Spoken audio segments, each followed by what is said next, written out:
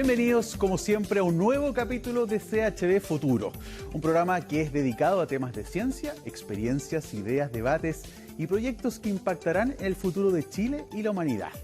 En este capítulo hablaremos del proyecto de saneamiento del terreno Las Salinas en Viña del Mar, un proyecto inmobiliario de 19 torres que cuenta con una resolución de calificación ambiental favorable, pero que grupos ambientalistas dicen que cuentan con una serie de irregularidades. Analizaremos con expertos el impacto ambiental que tiene este proyecto en uno de los lugares más contaminados de la ciudad Jardín. Luego veremos un impresionante registro que muestra el desprendimiento de una gran masa de hielo desde el glaciar del Parque Nacional Cuellat. La ministra del Medio Ambiente lamentó el avance del calentamiento global que queda en evidencia con este tipo de fenómenos naturales. Así, damos comienzo a un nuevo capítulo de CHB Futuro.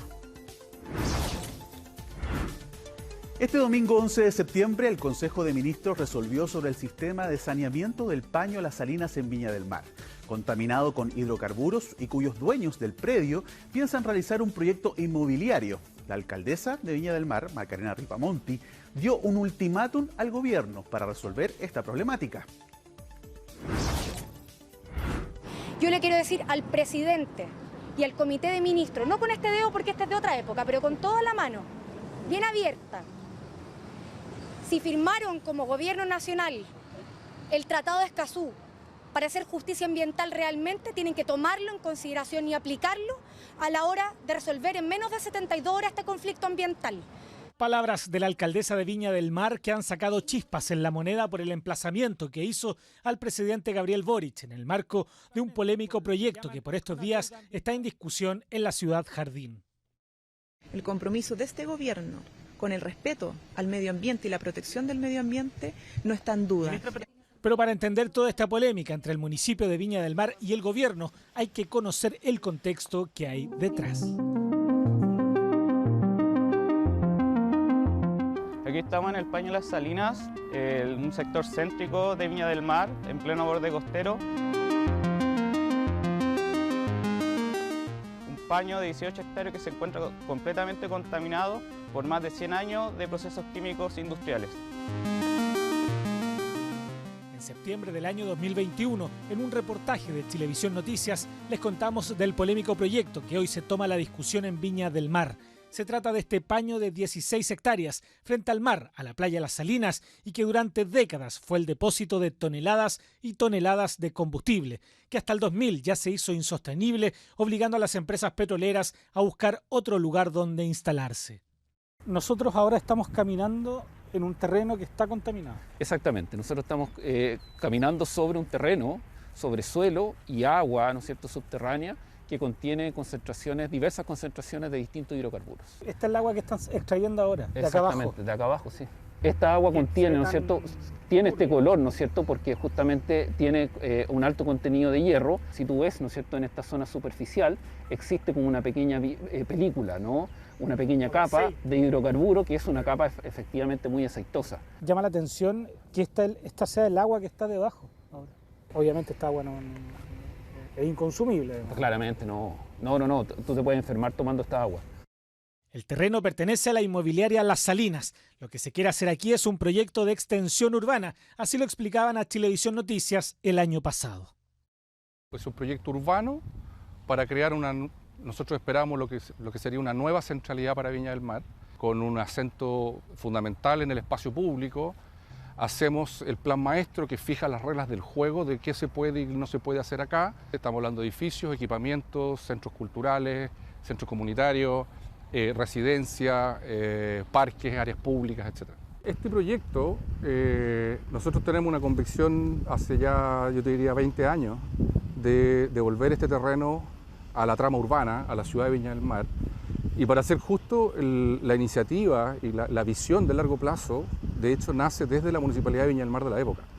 De ahí que, como privados y con la necesidad de sanear el terreno, es que contrataron a expertos de la Universidad Federico Santa María y Playa Ancha. Así se optó por utilizar un proceso llamado bioremediación, que es básicamente usar bacterias. Nosotros tenemos un tratamiento, ¿no es cierto?, basado en principalmente dos vectores. El primero de ellos es bioestimulación, activar metabólicamente las bacterias que ya residen acá. Si ese vector no funciona, tenemos que agregar bacterias en un proceso que se llama bioaumentación. En términos simples, lo que buscan ustedes hacer es generar bacterias para que las bacterias se coman o limpien los hidrocarburos de lo que está abajo. Lo que queremos nosotros es activar las bacterias que están presentes acá. Si no somos capaces de poder activar las que están acá, necesitamos traer otras bacterias, ¿no es cierto? Pero es para comerse los hidrocarburos. Que se puedan comer los hidrocarburos. Ahí es donde se generó la discusión. Primero, las autoridades y algunas organizaciones locales han planteado sus dudas sobre este sistema de limpieza del terreno que dicen podría ser nocivo para la comunidad. Pero no hay ningún científico que haya entrado a hacer un estudio de verdad sobre el espacio. No sabemos si esas bacterias son contaminantes o no, porque tampoco sabemos cuáles son. Que a mí me exige, y al aparato público y al Estado se le exige, que cuando no tenemos ciencia cierta, contrastada de que esto no es inocuo, tenemos que ponernos en el peor de los casos. Por lo tanto, si usted me pregunta a mí, hasta que no tengamos los antecedentes de los estudios de inocuidad, yo me tengo que poner en el peor de los casos. Hay voces que dicen que en este lugar no hay estudios, papers o investigaciones que digan por sí o por no si es riesgoso hacer este proceso para la comunidad. Lo que nosotros hemos hecho con suelos que vienen de la salina, ¿cierto? Hemos traído esos suelos acá a la universidad, hemos hecho estudios a diferentes escalas, a pilotos semi-industriales, en los cuales hemos hecho estos procesos de bioremediación, en los cuales podemos demostrar que los procesos de bioestimulación y bioaumentación eran efectivos en remover estos hidrocarburos y que no representaban un riesgo ni para los investigadores que estuvieron involucrados, ni para el ecosistema universitario en el cual ustedes saben que circulan muchas personas, ¿no? El uso de bacterias, la gente se asusta cuando uno escucha la palabra bacteria, ¿no?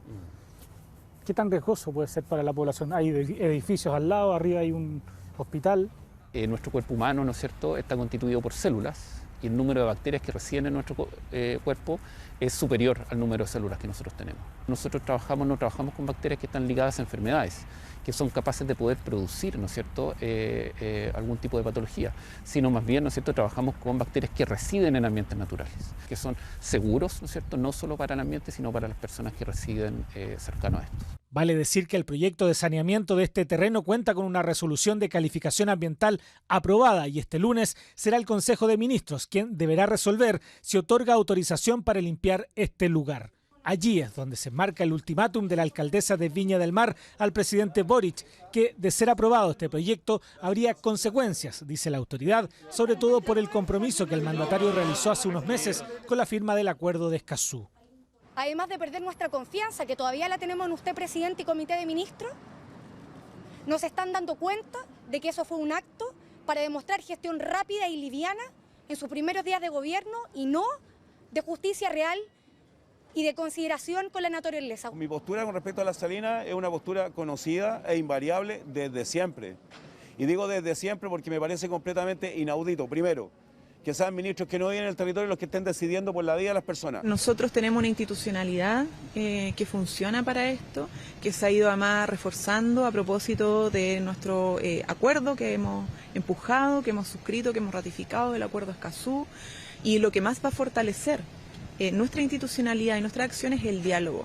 Consultada la inmobiliaria Las Salinas, quienes están detrás de este proyecto explicaron mediante este comunicado que los equipos técnicos de los Ministerios de Medio Ambiente y Salud han validado la bioremediación como un método seguro, sin riesgo para la salud de las personas, confiando, agregan, que el Comité de Ministros pueda tener en cuenta todos los antecedentes que se encuentran en el riguroso proceso ambiental. Y seguimos en este tema porque finalmente el martes 12 de septiembre el Comité de Ministros dio luz verde al proyecto de saneamiento de las salinas en Viña del Mar. Se acogió, eso sí, parcialmente algunas reclamaciones que se habían realizado en contra de la descontaminación del terreno. La empresa deberá mejorar los canales de comunicación con la comunidad. Lunes por la mañana y así terminaba el Comité de Ministros del Servicio de Evaluación Ambiental tras discutir sobre las reclamaciones contra el proyecto de las salinas. Resolvió acoger parcialmente las reclamaciones analizadas. 16 hectáreas son las de la polémica frente al mar en Playa Las Salinas. Aquí durante más de 5 décadas se ubicaron silos de combustible y ahora sería el terreno para un futuro proyecto de extensión urbana. Pero para eso proponen la iniciativa de saneamiento del terreno Las Salinas, del titular inmobiliaria Las Salinas Limitada, que considera la bioremediación del terreno usando microorganismos que degradan elementos nocivos. Pudimos demostrar que los procesos de bioestimulación y bioaumentación eran efectivos en remover estos hidrocarburos y que no representaban un riesgo ni para los investigadores que estuvieran involucrados, ni para el ecosistema. Es una tecnología validada en los países OCDE. Lo que pasa es que en Chile tenemos menos experiencia a nivel urbano. Iniciativa que cuenta con una resolución de calificación ambiental favorable desde el 4 de septiembre del 2020, pero en su contra se presentaron 23 recursos de reclamación de observantes del proceso de participación ciudadana. Recursos que este lunes, tras horas de revisión de parte del Comité de Ministros, se determinó solo acoger parcialmente algunos. Si bien se mantendrá la calificación favorable del proyecto de saneamiento, deja claro que esta RCA no habilita la construcción de un proyecto inmobiliario. Desde la empresa, a través de un comunicado, calificaron la resolución de los ministros como un paso importante para poder completar de forma segura el saneamiento del área y que la intención siempre ha sido hacerse cargo del terreno y que han tomado también un compromiso urbano para la etapa posterior a la remediación. Dicen estar a la espera de la resolución del acuerdo alcanzado por el Comité de Ministros para conocer el detalle. Una resolución que ocurre días después de que la alcaldesa de Viña del Mar, Macarena Ripamonti, realizara un polémico ultimátum al presidente Gabriel Boric, instándolo a resolver un eventual conflicto ambiental. Hoy agradecía la decisión.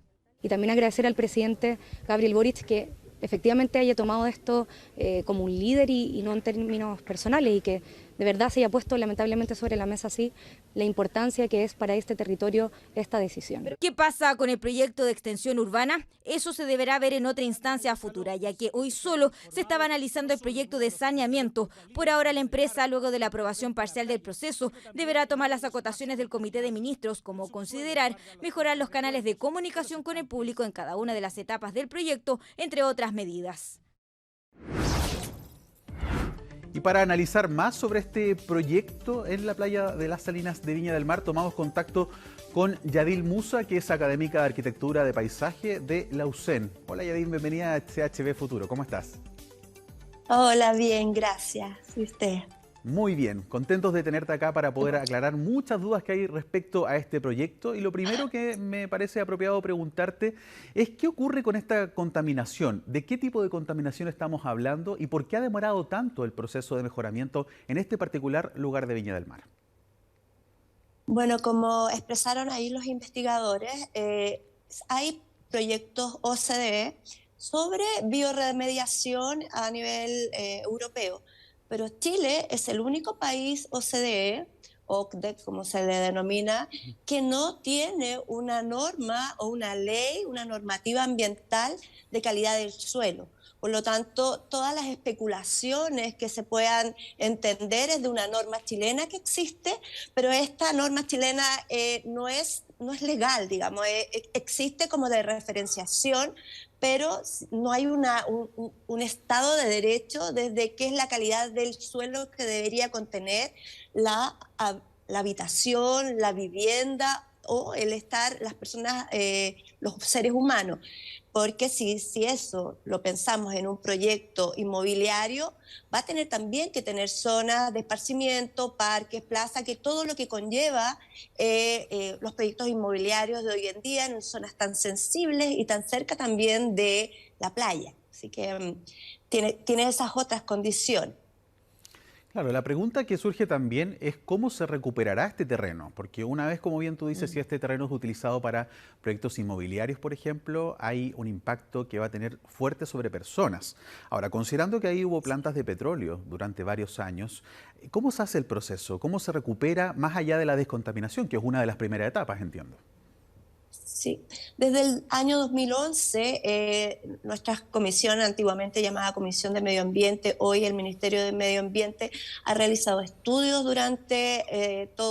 dentro de todo Chile para establecer zonas que están con problemas ambientales de suelo, es decir, los relaves, pasivos ambientales, zonas que habían sido de exportaciones industriales, donde han habido aspectos de contaminación del suelo, que pasa hoy en día en muchas zonas urbanas también. No quita el que no haya un gran proyecto ambiental, como lo que pasaba en esta refinería de petróleo, sino que también hoy existen diferentes residuos que están administrándose en el suelo, es decir, estamos frente a ciertas situaciones, al no haber normas, no se pueden medir principalmente.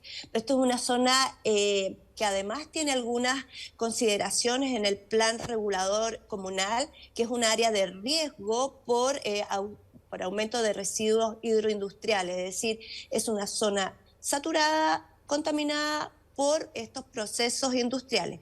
Hubo un momento que se sacaron algunos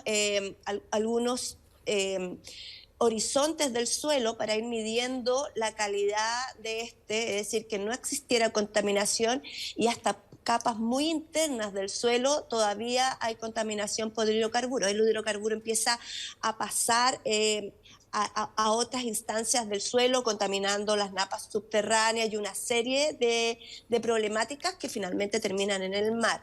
Entonces, por lo tanto, existen el problema in situ que tiene hoy este suelo, más el problema que debe haberse derivado de dónde llevaron esos suelos contaminados a otras instancias. Entonces, una de las cosas que debe ser importante es que si el suelo es tratado, debe tratarse ahí y medir y monitorear hasta profundidades bien altas de las capas de la tierra, porque esto sigue, el hidrocarburo tiene esa condición de que es como el aceite, cuando uno da una parte que sigue y no solamente está la capa superior, sino que sigue por mucho, mucho tiempo más. Esto podría tratar de una espera de años, diría yo, porque en esto lo que más llama la atención es que son terrenos que probablemente en el futuro sean considerados probables para la construcción de viviendas. Ahora, dado eso, ¿tú recomendarías como experta que suelos como este sean utilizados para este tipo de construcciones? Bueno, yo como experta me encantaría que todos los suelos que están en alguna forma contaminados por estos pasivos ambientales pudieran utilizarse y empezar a probarse estas temáticas. Lamentablemente con las miradas exteriores que pasan en España, en este mismo tipo de situaciones, han esperado como entre 20 y 50 años. Es decir, nosotros tenemos unos proyectos con bacterias en María Pinto, y las bacterias no necesariamente funcionan tal como se ponen en los laboratorios, sino que muchas veces pasan acciones ambientales, bajas de temperatura, donde las bacterias no están alineadas con el desarrollo de la investigación. Entonces, cuando pasan esas cosas, todos esos supuestos que uno tiene, cuando los vuelca al territorio, al medio ambiente real, sobre todo que el territorio de esa zona es altamente salino, tiene muchos vientos y otras instancias que potencialmente la bacteria que se ocupa en laboratorio o en pequeños lugares no funciona tan efectivamente en grandes paños para la remediación. Entonces, esa es como la incógnita. Yo creo que es importantísimo que existan. Sí me preocupa también el tema del paisaje, que en Chile no es ley.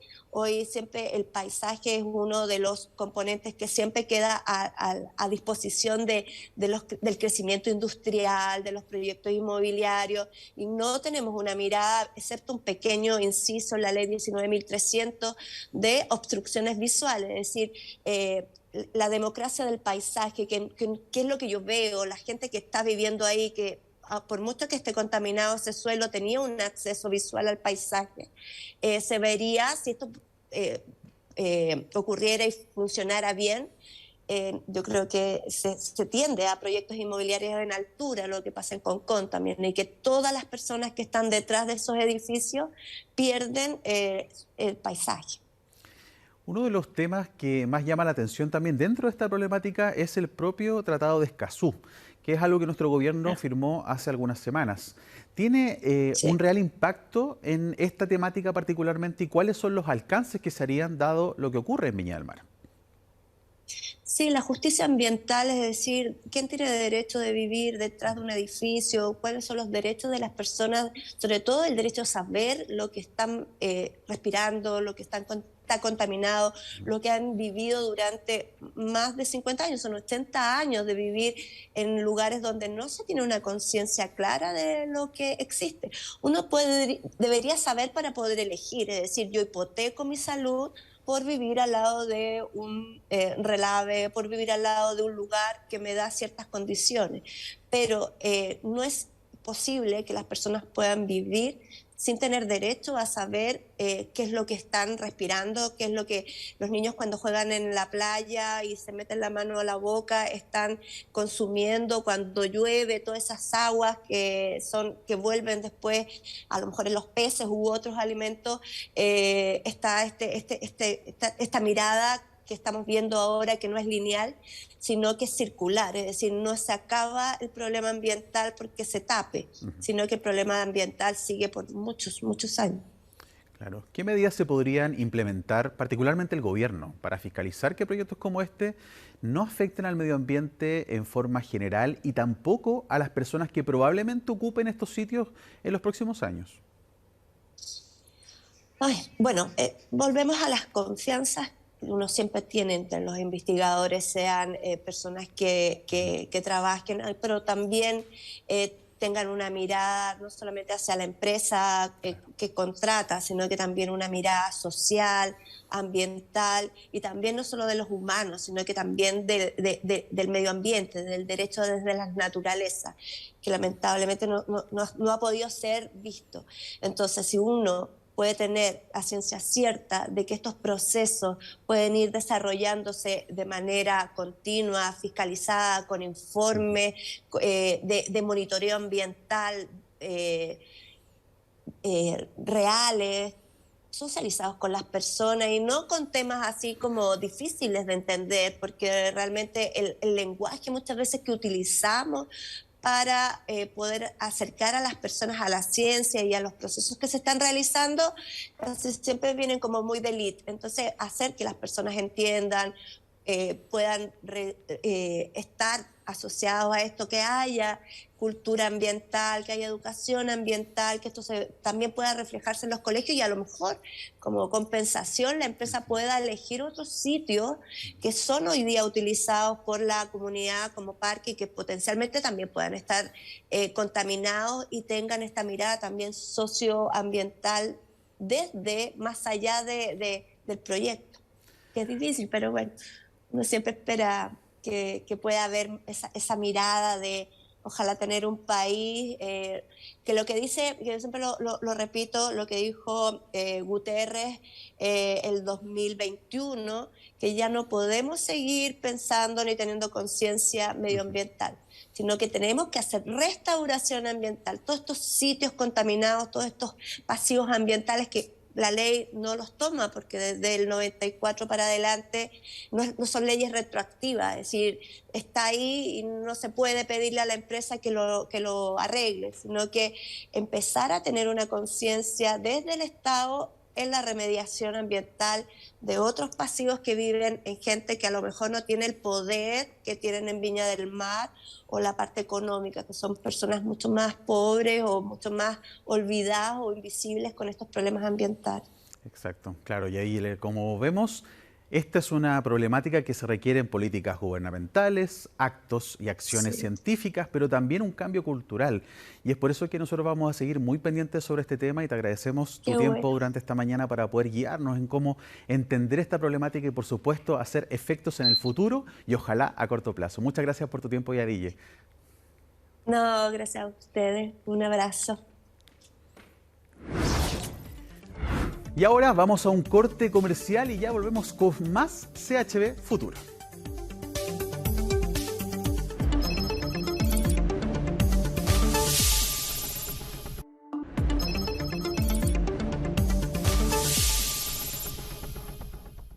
Regresamos a CHB Futuro y preste atención con esta información porque recientes investigaciones señalan que el Sol ha alcanzado su mediana edad. ¿Cuánto dirá usted? Bueno, en su último tiempo de vida va a devorar planetas cercanos como Mercurio, Venus y la Tierra. Claro, esto no va a pasar en el corto plazo. Esto puede recién ocurrir unos 5.000 millones de años más. ¿Los detalles? Mire. 3 planetas, la Tierra, Venus, Mercurio, todos en un futuro podrían desaparecer devorados por el Sol.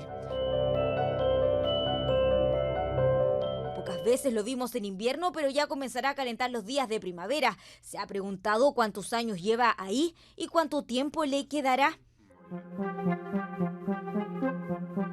Un estudio de la Agencia Espacial Europea reveló que nuestra estrella ha entrado en su edad media con unos 4.570 millones de años. Al Sol le quedarían otros 5.000 millones de años, en la que estará ya en su última etapa de vida y donde la Tierra, Venus y Mercurio serían devorados por el mismo Sol, que cambiaría notablemente su tamaño y color. Mire este ejemplo.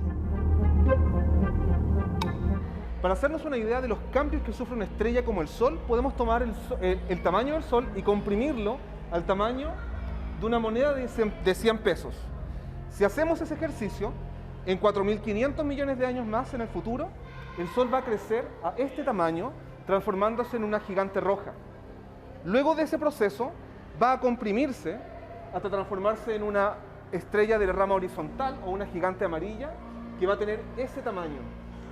Pero luego de eso, el tamaño que va a alcanzar es increíblemente grande. Para el tamaño de una moneda de 100 pesos, va a crecer a un diámetro de más de 5 metros. Y esta es la etapa final de vida del Sol, cuando sea una supergigante roja. Y crece porque la manera de generar energía al interior del Sol cambia. Se acaba la fuente de energía y se pone más compacto el Sol y vienen otro tipo de procesos nucleares. Y esos, como es tan chiquitito, está todo mucho más apretado que hoy en el centro del Sol, generan más energía y hacen que el Sol se expanda. Es como que de repente se acaba la energía, el Sol como que no sabe mucho qué hacer, después de un tiempo empieza a generar más energía y ¡pum!, sale todo volando un poquito. Y al expandirse se enfría y por eso se pone rojo. Y al expandirse también influye sobre la órbita de los planetas cercanos, como la Tierra. La temperatura en la superficie del Sol, donde vamos a estar nosotros en aquella época, van a ser como 3.000 grados. 3.000 grados centígrados. Y con 3.000 grados, digamos, todo se evapora. Y la Tierra no se da ni cuenta, está dando vueltas por ahí, de repente, el Sol, de repente estamos dentro. El Sol crece hasta la órbita de la Tierra. Dentro de ese radio de influencia, terminan siendo absorbidos por la estrella en crecimiento, pasando ya a formar parte ahora de la estrella en sí. Lo que tenemos que tener claro es que en 4.500 a 5.000 millones de años en el futuro, nuestro sistema solar va a ser completamente distinto a como lo conocemos hoy. Pero tiempo falta y demasiado, tanto que seguramente la humanidad no experimentará esto y el Sol de una potente estrella quedará reducido a una pequeña enana blanca.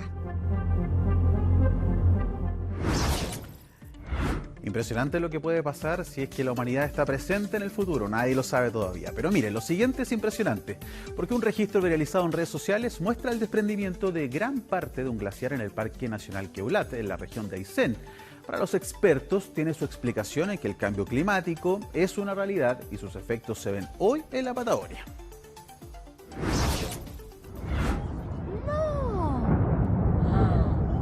El sonido es impresionante y más aún esta imagen.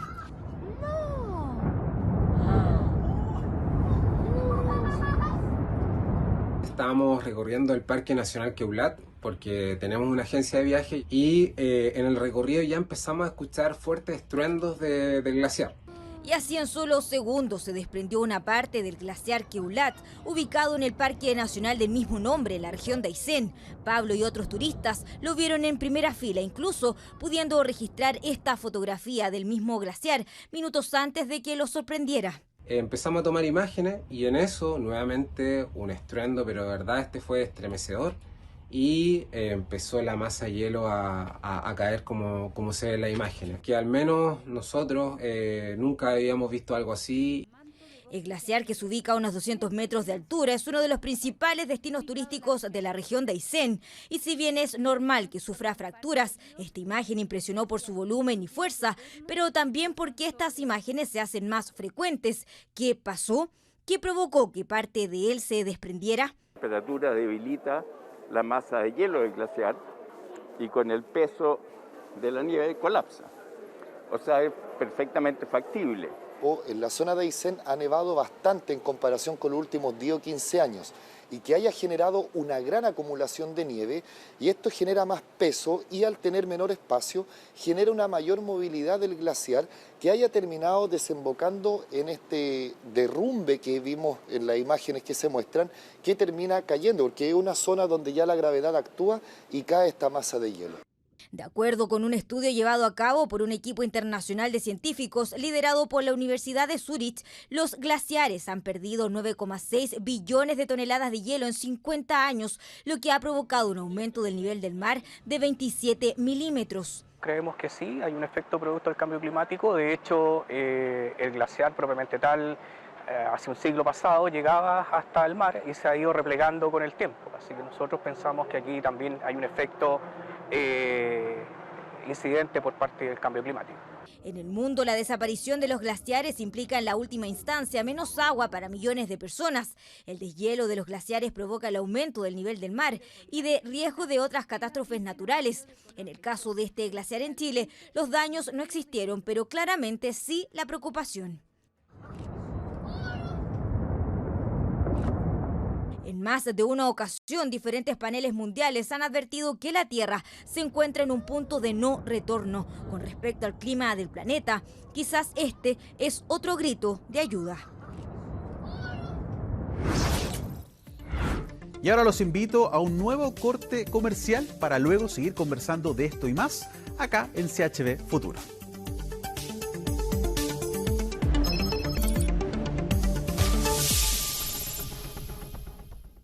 Regresamos a CHB Futuro, ahora para hablar sobre las construcciones inmobiliarias y las intervenciones humanas que desafían a la naturaleza, como es el caso de San Antonio, donde vecinos que se encuentran hoy enfrentados contra un megaproyecto que pretende ampliar significativamente el puerto de la ciudad.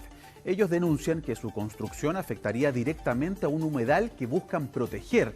El reportaje es de la periodista Francisca Enríquez y Nicolás Mijovilovich.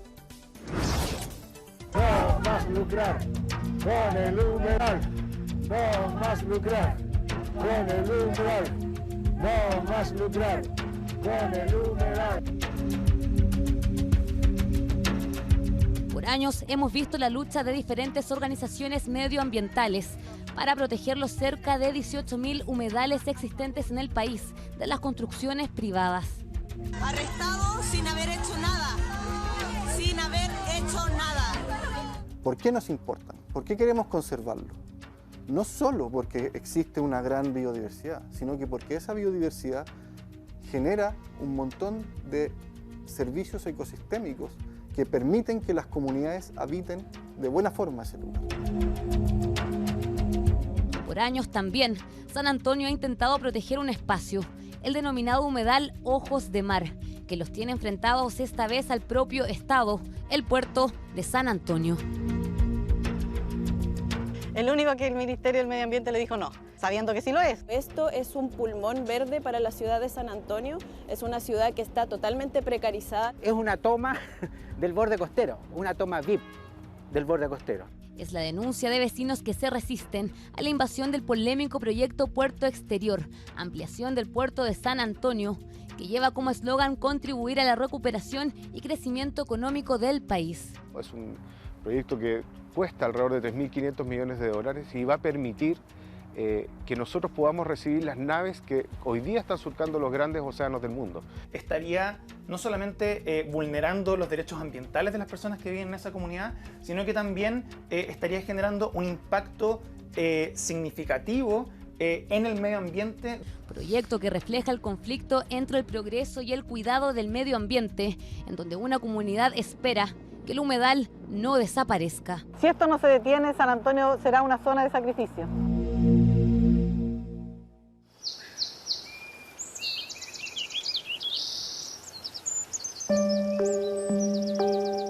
Susana, cuéntenos dónde nos encontramos y hacia dónde vamos. Nosotros ahora estamos cruzando el estero El Sauce, y luego pasamos por el Parque Dir y vamos a ir a la desembocadura del río Maipo, donde tenemos 3 lagunas costeras que se llaman Ojos de Mar y que está en conflicto por la expansión portuaria que quiere hacer la empresa portuaria San Antonio. Esto es el conocido pulmón verde, pero dicen que podría desaparecer. Así es, y pasaríamos a ser el patio trasero de un gran puerto y toda la ciudad se quedaría sin acceso al mar. Cuando hablamos de la comuna de San Antonio, lo primero que se nos viene a la mente es la gran ciudad puerto, el megapuerto.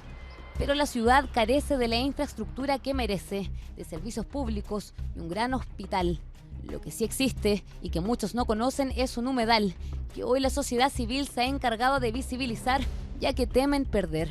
La lucha de la ciudadanía en general viene de décadas por este espacio, por conservarlo para un pulmón verde de San Antonio. San Antonio es una ciudad que no tiene parques. Aquí habitan más de 113 especies distintas de aves, muchas migratorias, muchas residentes, como los cisnes que ven ahí atrás. Porque no se fomenta que este lugar se conozca, de hecho el acceso es bastante complejo, uno tiene que conocer bien por dónde entrar, porque en San Antonio no tenemos otro parque, otro espacio de contacto real, directo y pleno con la naturaleza.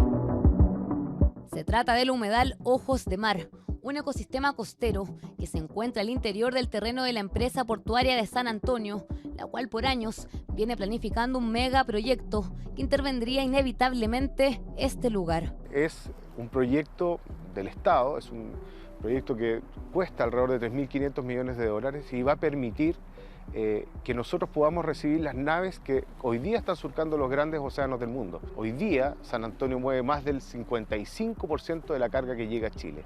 Y lo que estamos pensando para este lugar es precisamente proyectar el próximo centenario portuario. Que contemplaba el dragado, el rellenado de los humedales urbanos para poner un sistema logístico. Lo cual significaría que toda esta zona que conocemos ahora como humedal estaría totalmente industrializada, pavimentada y se perdería toda la biodiversidad y todo el acceso, como les decía, a un espacio natural para la comunidad de San Antonio.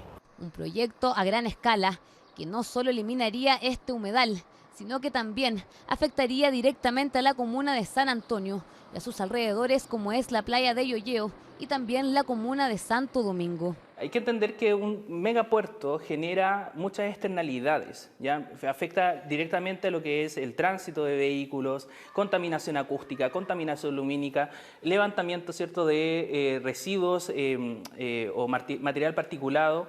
Por lo tanto, el humedal en sí ya es un amortiguamiento, una amortiguación para la ciudad. La construcción de este nuevo puerto agrega al puerto de San Antonio básicamente casi 350 hectáreas. Estamos construyendo, si se construye este proyecto, una ciudad como las que rodean el proyecto. Esa es la magnitud de escala que estamos hablando de un megaproyecto de infraestructura. Más conocido como Puerto Exterior, el proyecto fue ingresado el 30 de abril del año 2020 al Servicio de Evaluación de Impacto Ambiental para su aprobación.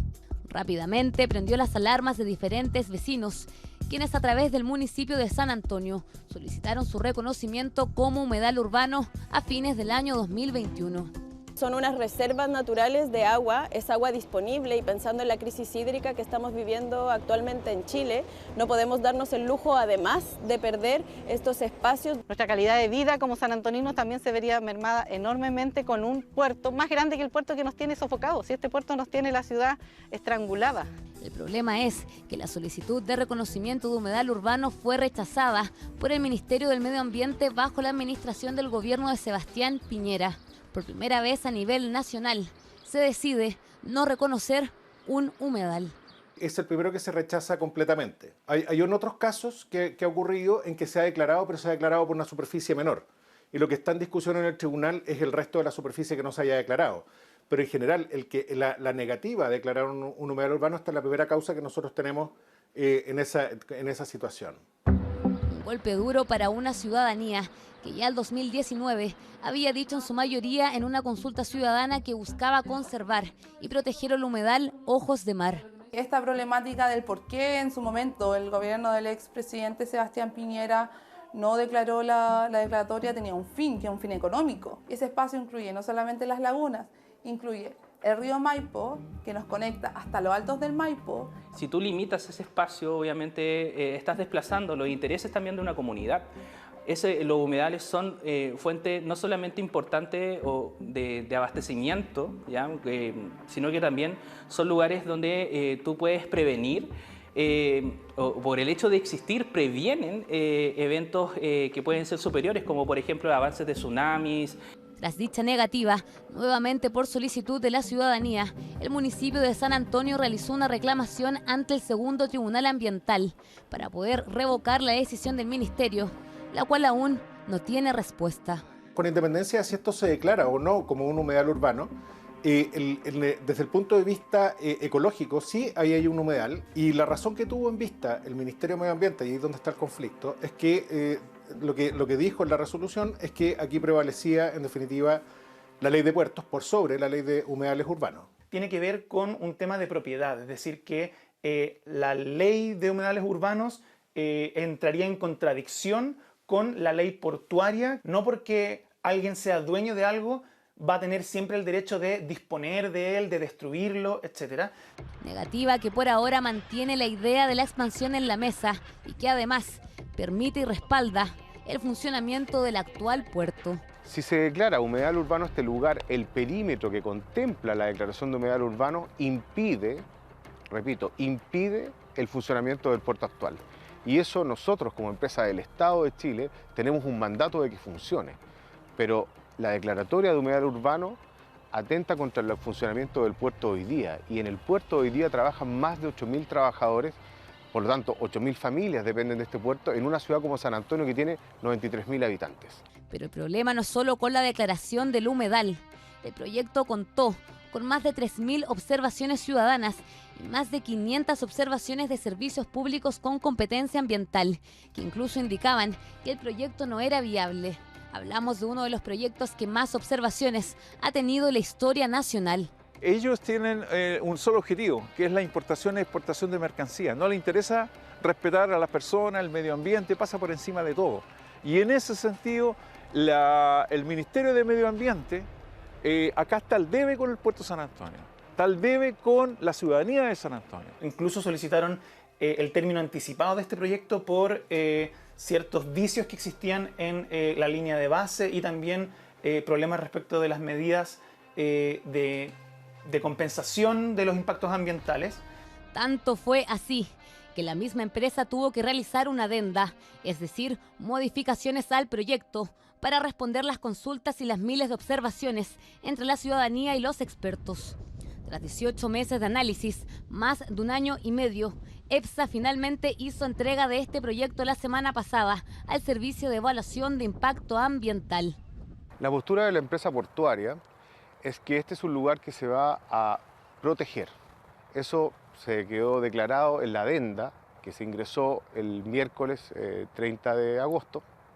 Y a partir de ese momento es un compromiso que se tiene que cumplir, lo vamos a administrar para la comunidad, vamos a invertir en este lugar desde el momento, ¿cierto?, en que se reciba la resolución de calificación ambiental. El proyecto del puerto de gran escala se monta sobre la playa de Yoyeo, esto es de la desembocadura del río Maipo hacia el norte, digamos. Toda esa playa que hoy día existe ya no existiría, efectivamente. Deja de rellenar las lagunas de los Ojos de Mar o las lagunas de Yoyeo. Sin embargo, insiste en que no hay efectos significativos sobre el estuario del humedal, donde está justamente instalado el Santuario de la Naturaleza y que fue declarado el año 2020. Si lo mostramos de manera gráfica, el proyecto quedaría de la siguiente manera. Lo que usted está viendo es cómo el humedal Ojos de Mar quedaría rodeado por el megapuerto. Me preocupa el hecho de que esté en un ambiente estrangulado. Su contexto es intervenido completamente con cemento y también con el paso de camiones y un tren. Yo creo que eso en ningún curso de ecología aguantaría un ecosistema sano. Y todo eso está siendo investigado y está declarado en esta adenda, son miles de páginas de estudios donde hay especialistas de todos tipos para poder garantizar de que este sea un lugar donde la vida silvestre pueda convivir adecuadamente con lo industrial. Pero el gran problema, dicen los expertos de esta adenda, es la afectación directa del río Maipo por la construcción de un rompeolas de 1,5 kilómetros desde la costa hacia el mar adentro, que interviene una zona declarada como santuario de la naturaleza. En el contexto de lo que es el ecosistema en su gran magnitud, por supuesto que el proyecto sigue impactando igual. Nos preocupa que se va a modificar un sector geográficamente que contiene una alta biodiversidad, quizás la más importante de la costa de la zona central de Chile. El molo de 1,5 kilómetros es el gran disruptor de este proyecto. Preocupación por un proyecto que los servicios públicos con competencia ambiental tienen 15 días para evaluar. Una crítica a un proyecto que EPSA reconoce podría terminar nuevamente en una participación ciudadana evaluando el proyecto. Puede haber perfectamente otra participación ciudadana y otra adenda de parte nuestra, hasta una tercera. Por lo tanto, lo que va a ir pasando conforme hayan observaciones y hayan adendas complementarias es que el proyecto se va a ir haciendo más robusto. Lo que podría pasar si el puerto exterior de Chile no entra en servicio en el momento que tiene que entrar, que es en torno al entre el 2032 y el 2034, podríamos simplemente dejar de ser un gran receptor de cargas. Mientras el proyecto espera si en algún momento llega a su resolución ambiental, los ciudadanos de San Antonio, junto a EPSA, el municipio y el Ministerio del Medio Ambiente, se encuentran en un proceso de conciliación para ver si es posible llegar a un acuerdo para proteger el humedal. Si no hubiese una conciliación, luego se retoma el proceso de legalidad propiamente, con los alegatos de la vista de la causa y luego con la sentencia. Tiempos no puedo señalarlos porque, insisto, va a depender de si las partes logran ponerse de acuerdo. Los vecinos de San Antonio lo único que esperan es que el Estado blinde la única zona natural libre de la comuna y que el humedal urbano sea reconocido como tal, para el beneficio de toda la comunidad. Pero cada vez estamos más tranquilos sabiendo que existe la ley de humedal urbano y que también tenemos un gobierno ecológico que al que le quisimos dar la oportunidad de que lo haga bien, se declaró un gobierno ecológico, entonces tiene que proteger el medio ambiente. Entonces por eso entramos a la etapa de conciliación, para que este gobierno se retracte de lo que hizo el gobierno anterior y declare el humedal urbano como corresponde. Una polémica por el megapuerto más grande de Chile y la defensa de un humedal que contrapone al mismo Estado en dar una respuesta en cómo se hará cargo para hacer crecer el país sin destrozar el medio ambiente.